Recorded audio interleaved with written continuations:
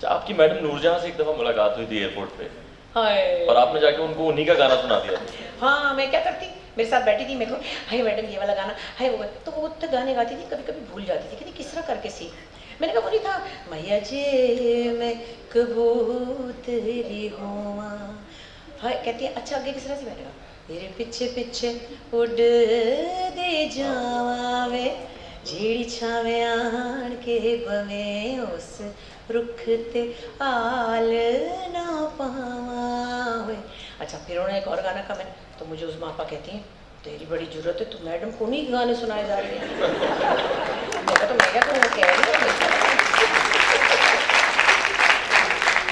फिर उनको मैंने एक दफ़ा कहा, जो मैंने एक दफ़ा उनकी कॉपी की थी, तो उससे पहले बहुत से तजर्बे हम करते थे। एक जो आप ऑन एयर देखते हैं ना, उससे पहले हम 2-3 गाने बनाते थे।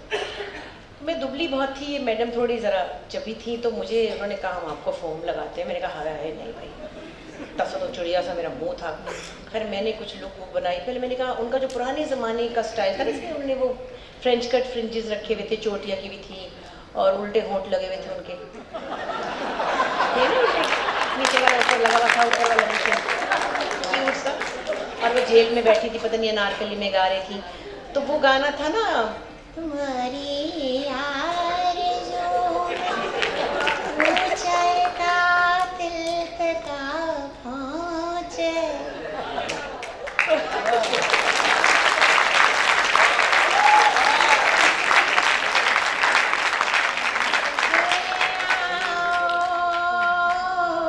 चले आओ के हम खुद आखिरी मंजिल तक पहुंचे।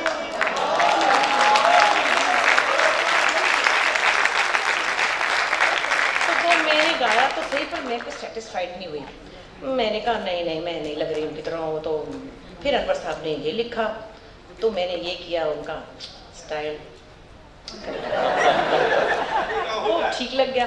अच्छा मैं उनको बता रही थी, मैंने कहा भाई मैं तो बड़ा डरी थी, मुझे सबने कहा तुम हारेंगी, कह लेगी नहीं नहीं बड़ा, मेरी बेटियों को भी मज़ा आया। अच्छा मैंने कहा हमने पहले ये बनाया था, कहती वो किस तरह था, मैं ये उनको सुना रही थी यही तुम्हारी आरज़ू में, और वो कि जिले शुभानी की खिदमत में आदाब लगाऊँ, जान के अमान पाऊँ, चॉइस करूँ, हंस हंस के बड़ी खुश होती थी। अच्छा हम कहीं गए प्राइम मिनिस्टर हाउस में, बड़े बड़े लोग थे, महाराजीव गांधी आए थे, बेनज़ीर भुट्टो की पहली हुकूमत थी, तो मुझ बेचारी बजूंगड़ी को भी बुला लिया उन्होंने।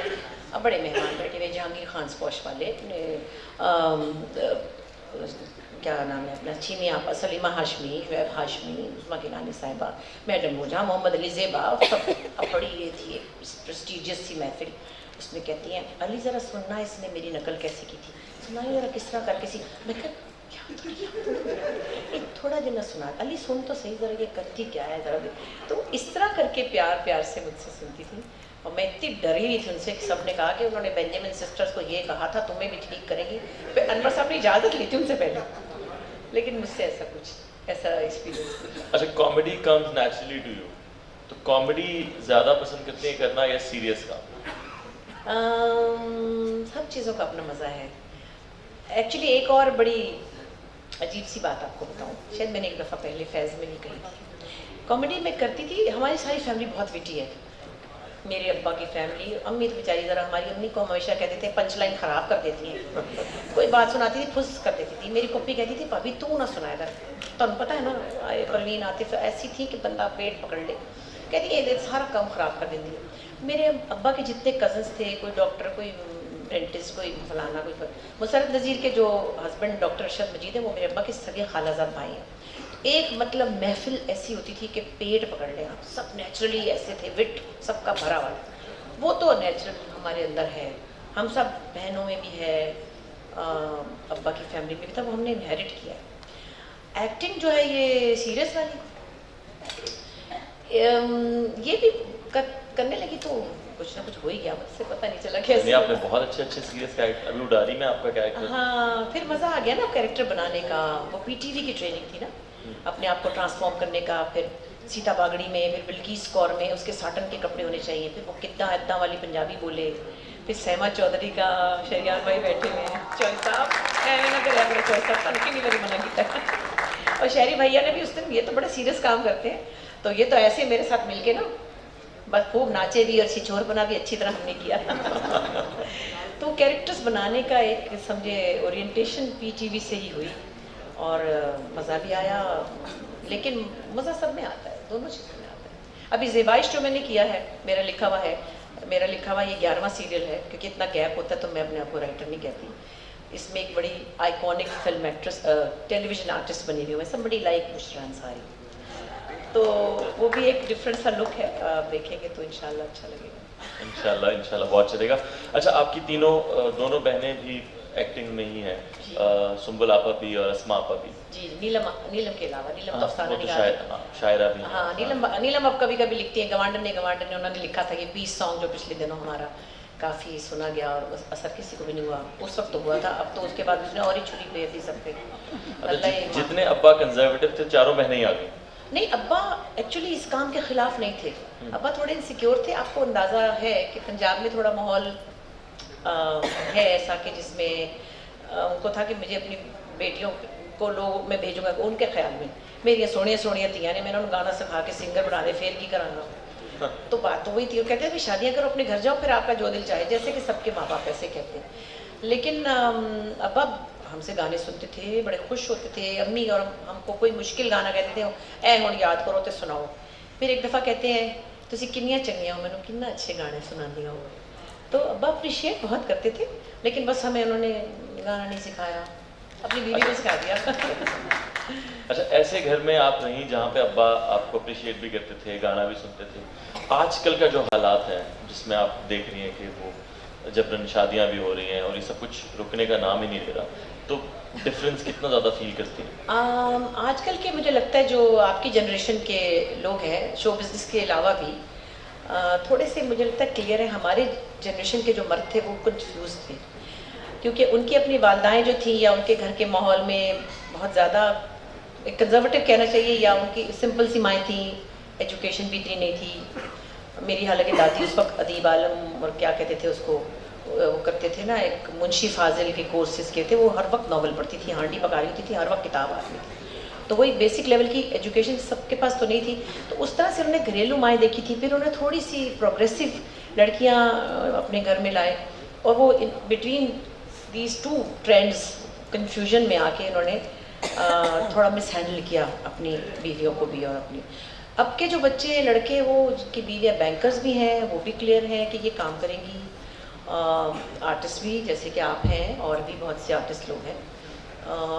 डॉक्टर्स भी समझते हैं कि इनको सिर्फ घर में नहीं, मतलब मेजॉरिटी तो नहीं, लेकिन काफ़ी बेहतरी आई है हालात में। उस हवाले से मैं कहती हूँ कि विमेंस डे में, अब इस दफ़ा के विमेंस डे में, इस साल के विमेंस डे में और 40 साल के विमेंस डे में बहुत फ़र्क आ गया है। आपको बहुत सी वर्क प्लेसेस पे ख़वातीन काम करती हुई नज़र आती हैं, सिक्योरिटी में, मेडिकल में, इंजीनियरिंग में, बड़ी बड़ी जहाज़ उड़ाती हैं, बड़ी बड़ी फ़ौज में कितनी हैं। तो उस तरह से तो काफ़ी फ़र्क आया है, सिवाय एक मखसूस तबके के जो ज़ाहिर एजुकेशन की कमी की वजह से औरतों के हुकूक। अच्छा बुशरा जी, आपकी भांजी ज़ारा नूर अब्बास अभी बहुत अच्छी एक्टिंग कर रही हैं, आपकी दोनों बेटियां नहीं नज़र आई? मेरी बेटियां बिहाइंड द कैमरा समझ लें, मीरा छोटी वो कभी कभी मॉडलिंग करती है, मगर एक बात मुझे याद, और नरिमान जो है वो फोटोग्राफर है बाय प्रोफेशन। अब ज़रा टोरंटो में जाके उनको मौका नहीं मिल रहा। साकिब मलिक के साथ एसोसिएट डायरेक्टर भी थी, और काफ़ी इंटेलेक्चुअली बड़ी रिच है वो, बड़ी वाली। वो मेरे अब्बा पे सीधी चली गई है, उन्होंने नीली कमीज़ के साथ हरी शलवार, और हरी शलवार के साथ काला परांदा, और काले परांदे के साथ ऑरेंज चूड़ियाँ पहन के चले जाना कहीं, उसको कुछ पता नहीं है। लेकिन वो वैसे बहुत इंटेलेक्चुअली स्ट्रॉन्ग बच्ची है। मीरा बड़ी ब्रांडेड और बहुत मॉडल है, मतलब प्रिटी भी बहुत है और वैसे।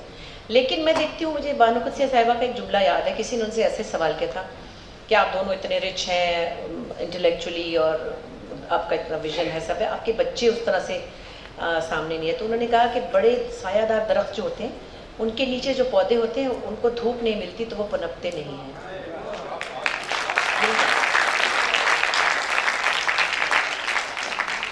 और भी किसी फील्ड में लोग होते हैं, उनके बच्चे जब सहूलत से हो जाते हैं ना, तो शायद सहूलत आपको बहुत सारी स्ट्रगल से रोक देती है। हमारे बच्चे आराम से एयर कंडीशन गाड़ियों में रहते हैं, उनके पास अपने घर है माशाल्लाह। हमने ही मेहनत की, हमारे अब्बा के साथ तो घर ही नहीं था, बड़े प्यारे अपने दामाद के साथ रह के चले गए, but we are very proud of him. हम बसों में स्कूल जाते थे, पब्लिक बस में जाते थे, लटक लटक के डंडों से मैं स्कूल गई हूँ। 2 बसें बदलती थी, सुकड़ी सी में थी, भूख भी लगती थी, रोना भी आता था, मगर वो I think that has kept me going. अब तक मैं खड़ी हूँ, काम करती हूँ, मेरे अंदर से वो एक एनर्जी अल्लाह ने जो भरी है वो उस स्ट्रगल्स की वजह से है। वो स्ट्रगल, वो एक मिडिल क्लास लिविंग, उसने बड़ी ताकत बख्शी हम सबको। हम मेंटली भी बहुत स्ट्रांग हुए और हम अभी तक हमारे अंदर से वो सोल जो है वो चल रही है।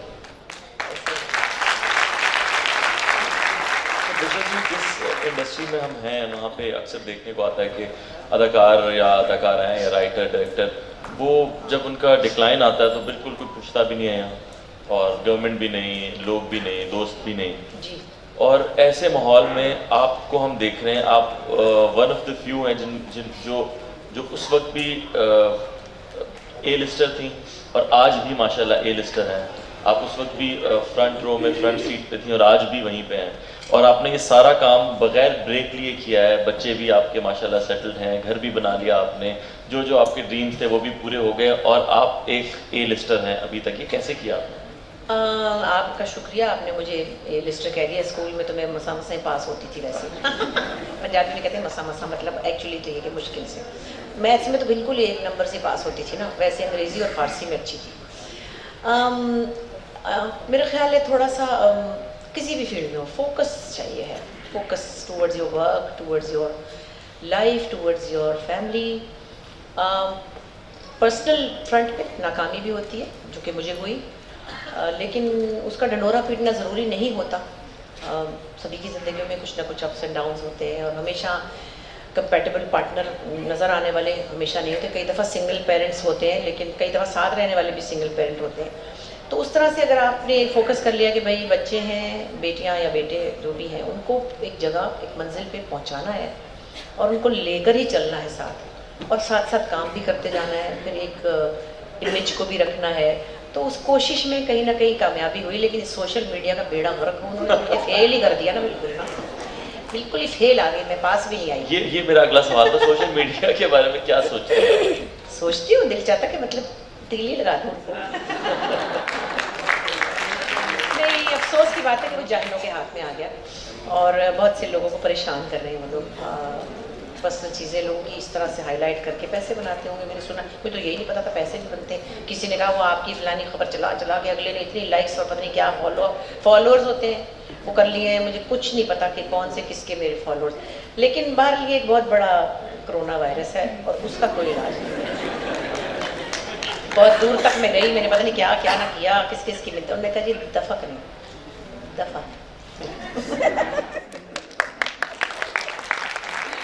इंडिया से ऑफर आई आपको? अच्छा, मज़े की बात है कि इंडिया में जब काम करने लोग जाते थे ना, तो शुरू हुआ धीरे धीरे सिलसिला, तो बड़े छोटे मोटे सब हर तरह के लोग खुद भी जा के झपटते थे काम।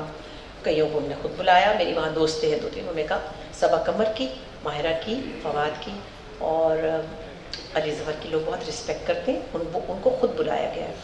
बाकी जिन्होंने खुद ही ज़ोरा ज़ोरी काम किया उनको लोग वहाँ पे नहीं ज़ाहिर मोहब्बत से याद करते। तो मैं 2-3 बार गई, मेरी दोस्तें हैं वहाँ, एक जर्नलिस्ट है इंडियन और एक शाला है अमजद खान जो गब्बर सिंह है उनकी वाइफ है, बहुत अच्छे लोग हैं। एक मेरी और दोस्त राइटर भी हैं। खैर, मुझे जब किसी ने कहा इंडिया गई थी फिल्म में बुलाया, मैंने कहा नहीं, मुझे तो किसी ने बुलाया ही नहीं कभी, मुझे तो वो जानते ही नहीं है। उनका कैसी बातें कर रही हैं आप? मैंने कहा मैं ऐसे ही सच कह रही हूँ, मुझे तो नहीं बुलाया, मैं तो खुद ही से गई थी मिलने मिलाने, शॉपिंग करने। अब जो पिछले साल बहुत शदीद बुलाया और तकरीबन मैं और सवेरा नदीम साइन करने वाले थे, बहुत बड़ा बैनर था, क्या है उनका नाम, वो जो रानी मुखर्जी के ससुराल वाले, यश राज, हाँ ये तो कोई सिखों की अम्मा का रोल था और अक्षय कुमार, तो ये तो पहले मैंने उनको कहा देखिए आप, उनकी कोई कास्टिंग डायरेक्टर थी पंजाबी, उन्होंने कहा थोड़ी तो फिल्म कोई लगन नहीं देगा, तुम किस लिए मैनू लै रहे हो, फिर तुम लाओगे तो थोड़े पोस्टर फाड़ देंगे। उन्होंने कहा नहीं असी गल कर ली तो फलाना फलाना।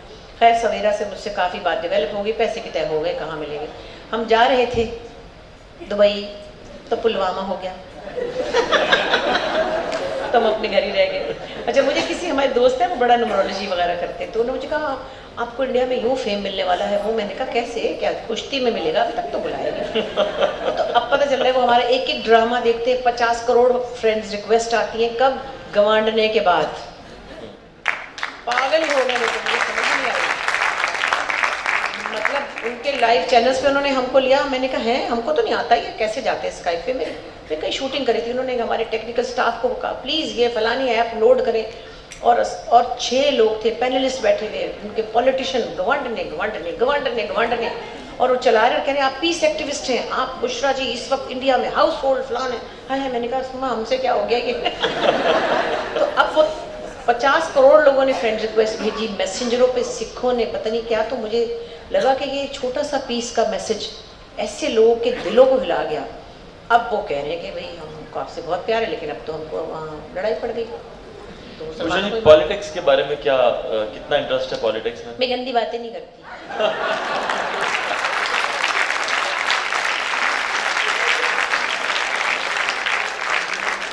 सीरियस नोट, आप कुछ भी करते हो किसी भी फील्ड में हो, आपको रिस्पेक्ट चाहिए होती है ना। चाहे आर्टिस्ट हो, डॉक्टर हो, अखबार नवीस हो, अदीब हो, पेंटर हो, आपको रिस्पेक्ट चाहिए होती है। जिस काम में रिस्पेक्ट नहीं है वो क्या करना। कई दफ़ा ऑफर हुआ था मुझे। लेकिन सिर्फ पॉलिटिक्स में जाने के लिए नहीं, वैसे पॉलिटिक्स आपको इफेक्ट करती है? अफसोस ही होता रहता है हर वक्त। वोट देती ये है? मेरी स्मार्टनेस का राज है। ये लोग कहते हैं आप इतनी फिट कैसे, मैं गम खाती रहती हूँ हर वक्त। पाकिस्तान की मुस्तकबिल का गम, सियासत में मोरालिटी ख़त्म हो जाने का गम कहीं भी नहीं है। मुझे एक पॉलिटिशियन जिनकी मेरे दिल में इज़्ज़त है वो मलिक मिराज खालिद थे, जो बस में मेरे अब्बा के घर आते थे। वो थे मेरे पास, सोच सोच के परेशान हूँ। मुझे कोई दूसरा आदमी नहीं याद आ रहा कि कौन था जिसके पास कोई मोरालिटी थी, और वो मुझे वाकई बस में आते थे हमारे घर। तो ऐसे लोग नहीं हैं अब। वोट देती हैं? हाँ, वोट की दफ़ा तो पिछली दफ़ा क्या हुआ कि हम तो वहीं चले गए टोरंटो, हमारी तो किसी ने क्लास ले ली। मैं साथ था। एक्चुअली पता क्या हो रहा था, सच्ची बात ये नहीं, उससे पहले दिया था। किसी ने कहा इलेक्शन आगे हो जाएंगे पीछे हो जाएंगे, ऐसी अफवाहें थी। और हम टीवी के अवार्ड्स में हम जा रहे थे, चूँकि कुछ परफॉर्मर्स को ले गए थे, वो 6-7 लोग थे और उनके टेक्नीशियन तो 2 महीने से वहाँ सेट लगा रहे थे। तो जब वहाँ चले गए तो हमने रियलाइज़ किया कि बड़ी गलती हो गई, वोट दे के आ जाते, और ये हमने बहुत बड़ी गलती की जिसकी वजह से आज हम ये दिन।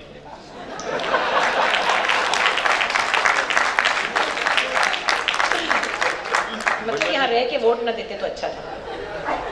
अच्छा, डेमोक्रेसी या डंडा? अब तो वैसे कहने को दिल चाह रहा है, हालांकि क्या कह देंगी आप? डंडा ही ठीक था वैसे। वाकई बेहतर था? डंडा ही ठीक था। बस इतना ही काफ़ी है।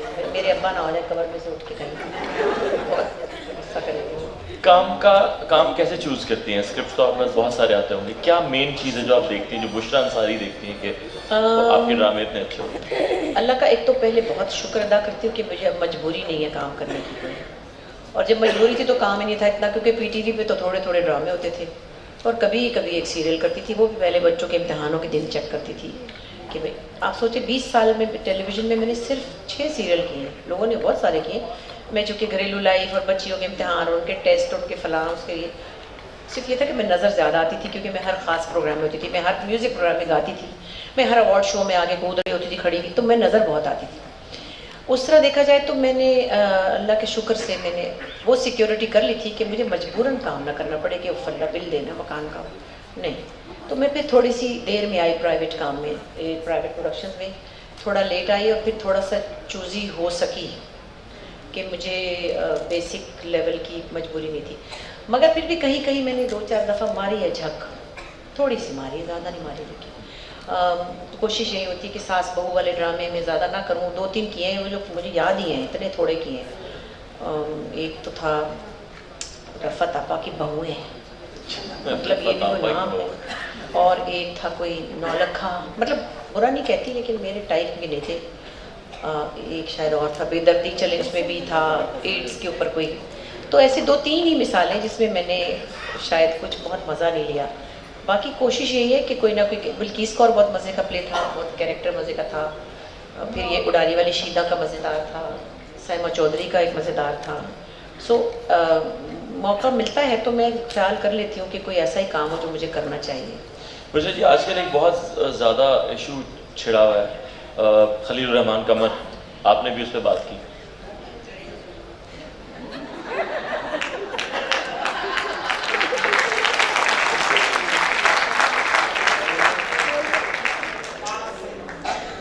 बहुत सारे लोगों की बहुत सी राय है। सबसे पहली बात तो ये है, कोई भी हो, उनका तो मैं नाम भी नहीं लेना चाहती, मेरा अपनी मसला है, हालांकि मैं उनकी डायलॉग की बड़ी मद्दाह रही हूँ, उनकी शायरी की बहुत मद्दाह हूँ। क्या कमाल गाना लिखा है, जो हकीकत है वो तो कहनी चाहिए ना। लेकिन अच्छा होता अगर उनकी तरबियत की जाती घर में, उनको बात करने का तरीका सिखाया जाता, उनकी वोकैबलरी कुछ कम होती तो अच्छा था, कुछ मखसूस लफ्ज़ों की। अच्छा होता कि वो तमाम नाजेबा लफ्ज़ या नाजेबा अशिया के नाम ना ले पाते बेहतर होता है, और सिर्फ लिखते ही रहते, क्योंकि लिखने वाले लोग तो बहुत खूबसूरत उनका एक होना चाहिए रवैया। हमारे पास तो लिखने वाले ऐसे लोग हैं, हमारे तो रोल मॉडल्स हैं। मैं बड़ी खुशकिस्मत हूँ, हमारे वालिद के घर में ऐसे लोगों का आना जाना था। इब्ने इंशा ने मेरा नाम रखा, मुमताज़ मुफ्ती की गोद में मैं खेली, कुदरतुल्लाह साहब आते थे, किश्वर आंटी आती थी, बेशुमार मुन्नू भाई हर वक्त आते थे। मतलब तो शायद ये उठना बैठना, हालांकि मेरे अब्बा बड़े मुँहफट मशहूर हैं, वो भी इनको बहुत पता है, लेकिन ऐसा नहीं था कि किसी औरत को यूँ बैठ के आप उड़ा दें। और किसी औरत को मैं तो पता क्या कहती हूँ, जो जुमले अदा किए गए, अगर कोई औरत भी किसी आदमी को कहती कि तुम्हारा जिस्म या तुम्हारे बारे में, वो भी बहुत बुरी बात थी।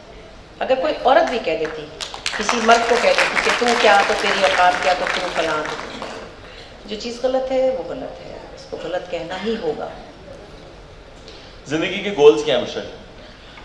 बढ़े चलो बढ़े चलो। Actually what keeps me going is जो एक क्रिएटिव ड्राइव है अल्हम्दुलिल्लाह, वो आप कुछ ना कुछ सोचने पे मजबूर करती है कि अब क्या करना है, अब क्या करना है। अभी मेरे सीरियल की शूटिंग ख़त्म हुई है, ये साल मैंने कुछ 6 महीने लिखने में लगाए, फिर मैं किसी एक हॉस्पिटल की चैरिटीज़ करती हूँ, मैं उनके साथ बाहर गई हुई थी, फिर मैं दोबारा जा रही हूँ परसों। उसके बाद आके मैंने ज़ेबाइश की शूटिंग की 2-2.5 महीने। अब मैं फ़िलहाल सीरियल नहीं करूँगी, चाहे मेरे पास ऑफर्स आए या आ रही हैं। अब मैं कुछ और, मैं जो 1-2 गाने बनाने मज़े के, मस्ती वाले। फिर उसके बाद मैंने कुछ कनाडा में बेटी है, उसके साथ कुछ सोचा हुआ है। सो कुछ ना कुछ दिमाग में आता रहता है कि अब नेक्स्ट चेंज होना चाहिए। और हाँ, आपने एक बात की थी, वो हम बीच में निकल गए कहीं और। एक वक्त ऐसा बीच में आया था कि मैं कॉमेडी से बहुत भाग गई थी, और वो रवैये ऐसे थे जो कि शायद अब भी कहीं हैं, जो मुझे बड़ा अफसोस हुआ। मैंने देखा कि अमानुल्लाह साहब को कब्रिस्तान में दफनाने नहीं दिया जा रहा था। वो एक मौलवी साहब खड़े हुए थे जो कह रहे थे कि यहाँ वो मीरासी नहीं दफन होगा। मीरासी क्या होता है? जिसकी मीरास होती है, ये आपकी हेरिटेज है। तो फिर उनको खैर जो हमारे मिनिस्टर हैं लाहौर में, जो बहुत बात करते हैं, चौहान साहब, उन्होंने शायद वहाँ पे, तो ये जो रवैया है ना, ये आपका जहन छोटा दिखाता है। उस वक्त जी शेम, बहुत शदीद शेम। तो एक वक्त ऐसा था, मैं जब ये करती थी बिजली और शोशा और इस तरह की 50-50, तो उस वक्त कारवां एक लिखा था जो अब्दुल कादिर जुनेजो साहब ने, जिसमें रूही बानो काम करने वाली थी। फिर कुछ बावजूद उन्होंने काम नहीं किया, तो बाद में बहुत इसरार किया गया इकबाल अंसारी साहब से कि मुझे ले लें, क्योंकि मैं गाती वाती भी थी और थोड़ी सी थरवर की भी लग रही होगी, कहीं से बंगाली भी लग जाती हूँ। तो उन्होंने मेरे सामने ही, मेरे शौहर थे हालांकि, लेकिन वो उन्होंने कहा कि नहीं भाई, ये कमर्शियल काम करती हैं और ये कॉमेडी करती हैं, ये नहीं। मैं चुप रही, क्योंकि एक बीवी की तो बेचारी की कोई इज्जत ही नहीं होती, आर्टिस्ट की थी। मेरी कच्ची तो हुई, मगर मैं यूँ रही ना, मेरे से मैंने सुना ही नहीं कुछ ना। मैं ऐसे करके बच्चों की कोई नैपी धो रही होंगी, कुछ पता नहीं क्या, कोई दूध बना रही होंगी। तो मगर 3-4 अखबारों से आया कि भैया बुशरा भाभी को क्यों नहीं लेते, भाभी कर सकती हैं, बुशरा को ले, बुशरा को। उन्होंने कहा नहीं भाई नहीं, ये कॉमेडी करती हैं, इनका नहीं है ये काम, वो मैं फलां नहीं को। खैर उन्होंने हुमा अकबर को लिया, बड़ी अच्छी लगी और बड़ा अच्छा किया उसने। उस वक्त मुझे बुलाया मोहम्मद निसार हुसैन ने एक प्ले के लिए, और मैं रोते रोते गई उनके पास। मैंने कहा मैंने एक सीरियस प्ले करना है। उन्होंने मुझसे बानो कुदसिया साहिबा का वो प्ले करवाया, रात गए, जिसका मैंने जिक्र किया। अच्छा खैर वो तो हुआ, फिर मैंने बेस्ट एक्ट्रेस का अवार्ड ले लिया, और इकबाल अंसारी साहब की जो हीरोइन थी उस्मान सदके, उसको तो मिला नहीं, मुझको ही मिल गया। वो मेरी दोस्त है, बहुत प्यारी। उसके बाद मैंने कहा, मैंने कसम खा ली मैंने कॉमेडी नहीं करनी। मैंने अपने माइंड में ये सोचा कि रंगीला साहब की बड़ी लोग उनको बहुत प्यार से याद करते हैं, लेकिन मोहम्मद अली साहब की जो तकरीम है ना, वो रंगीला साहब की नहीं है। दैट मीन्स कि आप कॉमेडी करने वाले को ज़रा बी ग्रेड रखते हैं, और जो सीरियस एक्टर होता है उसको आप वैल्यू देते हैं। ये हमारा एक जनरल रवैया है। मैंने कहा जी मैं तो कॉमेडी करूँगी नहीं, बस सब बकवास है, मैंने करनी नहीं। जब ये शो टाइम शुरू हुआ तो अनवर साहब और कैसर फारूक हमारे प्रोड्यूसर थे, उन्होंने कहा, मैंने कहा नहीं सॉरी, मैं स्किट्स वगैरह मज़ाहिया काम नहीं करूँगी अब, मुझे इतनी बुरी तरह रिजेक्शन मिली है घर से ही, मुझे करना ही नहीं है। खैर उन्होंने कहा चलो हम कंपेयर करते हैं, मैं मोइन अख्तर और अनवर मकसूद साहब तीनों उसके होस्ट थे, अगर आप में से कुछ लोगों को याद होगा। फिर ये सलमा आगा, मुसरत नज़ीर, मैडम नूरजहाँ वाली चीज़ें, तो भी मैं तो मनमाने के दिन रही थी, मैंने कहा मुझे मजाक करना ही नहीं है, मुझे चिढ़ हो गई मजाक से, मैं इतनी ह्यूमिलिएट हुई, इतनी हर्ट हुई। वो मैंने किया तो एकदम से बम फटा उस वक्त। तो मैं कहने की बात यह है कि रवैये जो है ना हमारे, हम बांट देते हैं कि आपने फवाद खान को जो वैल्यू देनी क्योंकि वो सीरियस काम करते हैं, वो आपने शायद किसी कॉमेडियन को नहीं देनी क्योंकि आप कहते हैं तो हंसी मजाक करता है। वो बहुत मुश्किल काम है।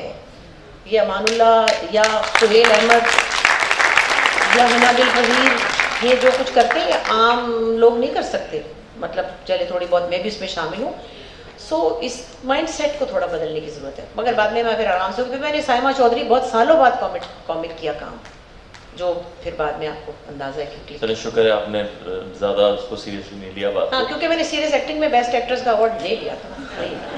अच्छा, मुझे रिसेंटली एक सीरियस एक्टर ने कहा, बहुत ज़्यादा सीरियस एक्टिंग करते हैं, उन्होंने कहा कि तुम तो कॉमेडी करते हो ना, तो तुम्हारा तो काम आसान है, हाँ। सीरियस एक्टिंग बहुत मुश्किल होती है। तो मुझे हैरत इस बात हुई कि इसको ये आइडिया भी नहीं हो रहा कि क्या क्या है। ऐसे माशाल्लाह यासिर ने आंगन टेढ़ा के मेरी आंखों में आंसू आ गए, यानी मुँह फेरे तो पता चलता कि सलीम नासिर साहब खड़े। तो ये कोई मजाक नहीं था, एक एक इंच, एक एक आपके पोर पोर उस वक्त एक्टिव होता है, खासतौर पे स्टेज पर। तो बहुत आसान काम नहीं है कॉमेडी करना। बुशरा जी, मोइन साहब के साथ आपका एक दोस्ती तो थी, लेकिन स्क्रिप्ट्स को लेके 36 का आंकड़ा भी था। नहीं, वो करता था अनवर साहब से कि बड़ो मुझे दिखा, तू उसको क्या दे रहा है, मुझे दिखा पहले ना। तो वो तो तू तड़ाक करते थे आपस में, कहते भाई मैंने उसके लिए नहीं, पहले मुझे दिखा, इसको क्या दे रहा है। तो ऐसे मजाक में था, कोई वो नहीं था। बल्कि मैं वो कई बार जब स्टेज पे मुझे इंट्रोड्यूस कराता था, वो इतनी ज़्यादा तारीफ़ कर देता था, मैं कहती थी बहुत झूठा है। वो कहता था मैं काम करते हुए बुशरा के साथ खड़ा होता हूँ तो मैं बहुत संभल के काम करता हूँ। आई थिंक ये उसका प्यार था। मोइन अख्तर का भी कोई रिप्लेसमेंट नहीं है। जिस तरह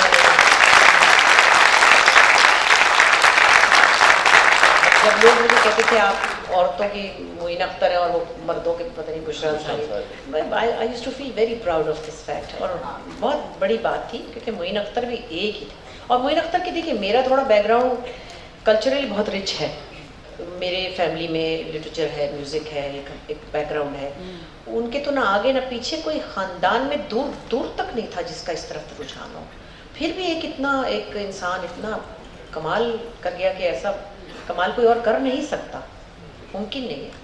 बुशरा जी, बहुत सारे आपके साथी दोस्त जो अब नहीं हैं आपके साथ, जिनके साथ आपने काम किया, चाहे वो सलीम नासिर साहब हों या वो मोइन साहब हों, और भी बहुत सारे, लतीफ़ कबाड़िया, काजी वाजिद साहब, बहुत रिसेंट, कौन ऐसा है जो आपको बहुत ज़्यादा, जिनकी बातें याद आती हैं कि बैठे बैठे याद आ जाती हैं? काजी भाई देखिए सब मुझसे बड़े थे, मतलब मोइन भी थोड़े से बड़े थे, लेकिन काजी भाई और लतीफ़ कपाड़िया भाई, ये तो लोग ऐसे थे जो एजुकेट करते थे। काजी भाई ख़ास तौर पर टोकते थे फ़ोन करके, अरे मेरी बात सुनो, झंडे गाड़ी हो तुम माशाल्लाह, मैं सदके जाऊँ तुम्हारे, सुनो ये बात यूँ नहीं कहनी थी तो मैं अब यूँ कहना। एक अच्छा काजी भाई, तो वो चीज़ें, उनके तो जुमले हम सब याद करते हैं, मतलब सब को याद आते हैं। काजी भाई सबसे ज़्यादा याद आते हैं, लेकिन वो या सुबहानी भाई या महमूद अली भाई, ये सब लोग। मैं जब आई हूँ कराची तो मैं 21-22 साल की बच्ची थी, मुझे तो मुतल्लत हुसैन साहब, ये सबके, इन सब के बीच में बैठना ही एक बड़ा होता कि टाइम पे आना है, डिसिप्लिन रहना है,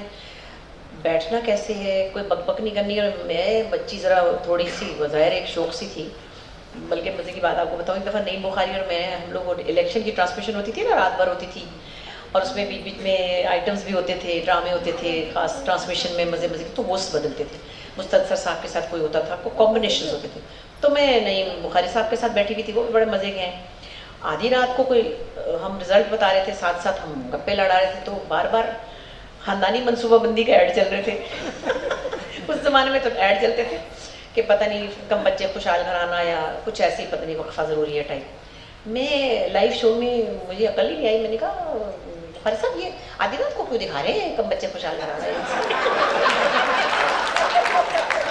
ये क्या बात होती है, बार बार कह जाने वक्फा ज़रूरी है आधी रात को, कि ये का मतलब है इसमें। तो बाद में जब मैं उतरी तो ज़हीर भट्टी साहब कहते चुप कर जा, खत फालतू गल्ला ना करेगा। मैं कहा है हाँ हाँ मैंने क्या कह दिया, तो पता ही नहीं था कि क्या बोलना है उस। अब तो कुछ भी लोग बोल जाते हैं, तब इतना एक बातचीत में सेंसरशिप अपने अंदर ही होता था, अब तक वो है। अब तो मैं आपके साथ बात करूँगी, लेकिन हमारे अंदर जो पीटीवी का सेंसरशिप, सेल्फ सेंसरशिप था ना, उसने बड़ा एक अच्छा एक मज़े का माहौल रखा हुआ था हमारे तो साथ। ये याद ज़्यादा काजी साहब आते हैं। काजी साहब बहुत याद आते हैं, मुइन वेट उनका बहुत कमाल था। बहुत, अब मुइन भी बहुत याद आते हैं। मुइन बहुत जल्दी चले गए। शफ़ी मोहम्मद।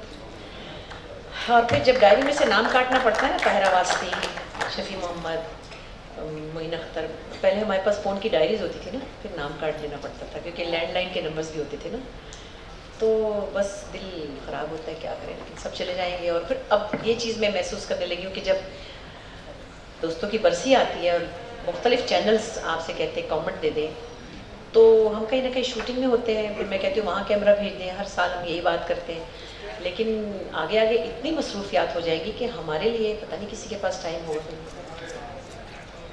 मसरूफियात है, इसमें किसी की बदनीयत ही नहीं है, ऐसा नहीं ऐसा, अल्लाह आपको बहुत लंबी उम्र दे। आप हमें क्यों सैड कर रही हैं? नहीं सैड नहीं कर रही, मतलब कोरोना वायरस फैला हुआ है, कुछ साड़ियाँ इतनी ले ली मैंने, तो मैं परसों खड़ी थी अलमारी में, हाय मैंने कहा इतनी साड़ियाँ कौन डबल पहनना शुरू कर। हाँ क्या क्या पहनूं, इतनी जूतियाँ मेरे पास, मैं परेशान हो गई। अब मैं आज अपनी बेटी को कहती वैसे आप हैंडल कर लेंगी, छोटी वाली तो वो मेरे साइज़ की नहीं है, वो उसको तो कुछ भी नहीं पूरा आता ना जूते, बड़ी वाली और ज़रा सेहतमंद है, उनको भी नहीं आता। तो ये कपड़े में अस्मा को मैंने कहा तू ले लेना साड़ियाँ, कह रही भाजी मैं कौन सी 50 साल छोटी हूँ। अच्छा, नूरजहां, मैडम नूरजहां को आपने देखा साड़ियों हाँ। में, और अंदाज़ा लगाया लोगों ने कि इनके पास तकरीबन 1,500-2 हज़ार साड़ियाँ होंगी, तो आपकी साड़ियों के बारे में अंदाज़ा लगाया? 1,500-2 हज़ार तो नहीं है, क्योंकि मैं और भी बहुत कुछ पहनती हूँ जिसपे लोग बड़ी बातें बनाते हैं। मैं पतलून भी बहुत पहनती हूँ ये भी पहनती हूँ, तो वो तो सिर्फ साड़ियाँ ही पहनती थी ना, तो उनके पास तो, बल्कि मैं उनकी बेटी से कहती कि मुझे उनकी कोई पहनी हुई, उनकी उतरी हुई साड़ी दे दो एक, मैं जो उन्होंने पहनी हुई हो मुझसे उसके बदले में नहीं ले लो। तो जिले उमा को कहती थी, वो तो चली गई, अब मैं छोटी वाली टिना के पीछे लगी हुई हूँ, मुझे उनकी कोई उतरी भी पड़ी, उनकी उतरी हुई भी कहती है महंगी होगी पता नहीं। तो मेरे से मैंने कहा मुझसे नहीं ले लो, मेरे पास बहुत साड़ियाँ हैं, लेकिन काश के वो मुझे मिल जाए मेरी ज़िंदगी में मैडम नूरजहां की उतरन, तो क्या बात है। मुझे जी एंड की तरफ जा रहे हैं, हमारे पास मुश्किल से 10 मिनट है, एक दो क्विक क्वेश्चंस, उसके बाद आपसे कुछ सुनेंगे। सुनाए तो जा रही हूँ। नहीं कुछ सुर में भी सुनेंगे ना। हाँ, तो क्विक क्वेश्चन ये है कि आपका आजकल के ज़माने में पसंदीदा डायरेक्टर कौन है?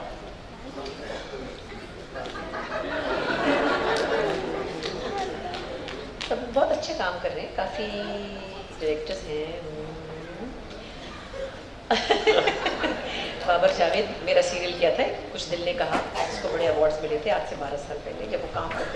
अब वो प्रोड्यूसर बन गए, लेकिन बहुत अच्छा हाथ था उनका। फिर आबिस बहुत अच्छा काम कर रहे हैं। हाँ, मैंने एक प्ले उनके साथ किया था कि मैं देख रही हूँ कि उनके प्लेज अच्छे हैं। और एहतशाम सैफी बहुत अच्छा काम कर रहे हैं। इकबाल हुसैन साहब हैं, आजकल मेरा उन्होंने लिखा हुआ ड्रामा किया वो डायरेक्ट, वो भी बहुत गहराई से करते, क्योंकि पीटीवी की ओरिएंटेशन है, तो काफ़ी मतलब बेस अच्छा है। बाकी लोग भी बहुत सारे हैं, लेकिन एक्ट्रेस अच्छी कौन आज? देखा, ये चाह रहे हैं कि मैं ऑन एयर नहीं, मतलब स्टेज पे भी वही कहूँ जो मैंने पीछे कहा था। मैं वही तो कह रही हूँ, जो ये चाह रहे हैं कि मैं स्टेज पे भी वही कहूँ जो मैंने कमरे में कहा। सर विमेन एम्पावरमेंट यही तो है, आप घर से ही तो एम्पावर करेंगे। जी नहीं, बाकी सीरियसली इकरा माशाल्लाह क्या परफॉर्मर है, इतनी सी चीज़ है मुन्नी सी, लेकिन भाई वाह कमाल है।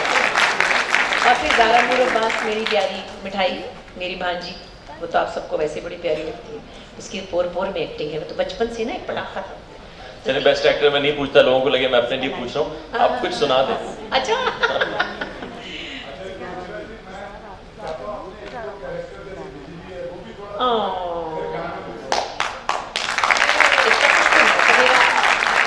मैंने कहा कई दफ़ा क्या होता है कि हम जब शूटिंग में होते हैं ना, तो मैं साड़ी वाड़ी पहनी थी, तो ज़रा सी हट गई, तो मैंने कहा बेटे मैंने इतने पैसे नहीं लिए, ज़रा ढक दो इसको ना। ये सर मेकअप आर्टिस्ट ने बेटे इतने पैसे नहीं लिए, ढक दो इसको, कमर ना नजर आ रहे। वही कहने वाली थी।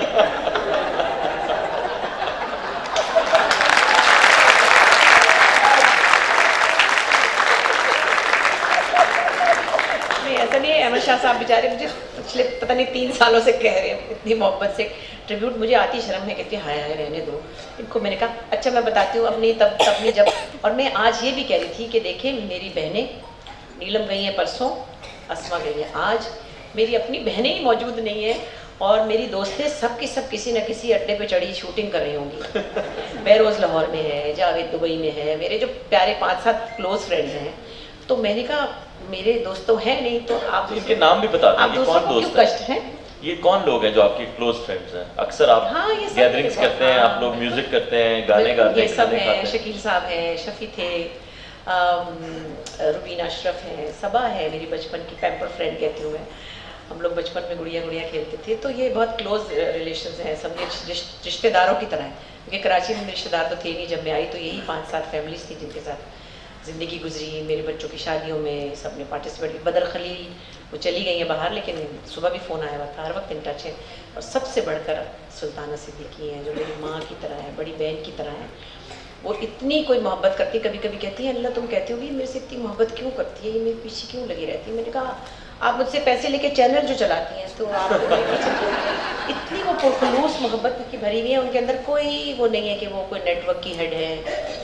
तो वो ये सारे बहुत हमारे पुराने पीटीवी के जो रिलेशन बने हैं ना, वो हमने चलाए हैं ये 40 सालों में, अल्लाह के शुक्र से। तो ये बड़े कीमती एसेट्स हैं मेरे लिए। तो फिर गाने की तरफ चलिए। हाँ, ये सुनाया तो था अभी छोटा छोटा। आज की मुनासबत से कुछ सुना दें।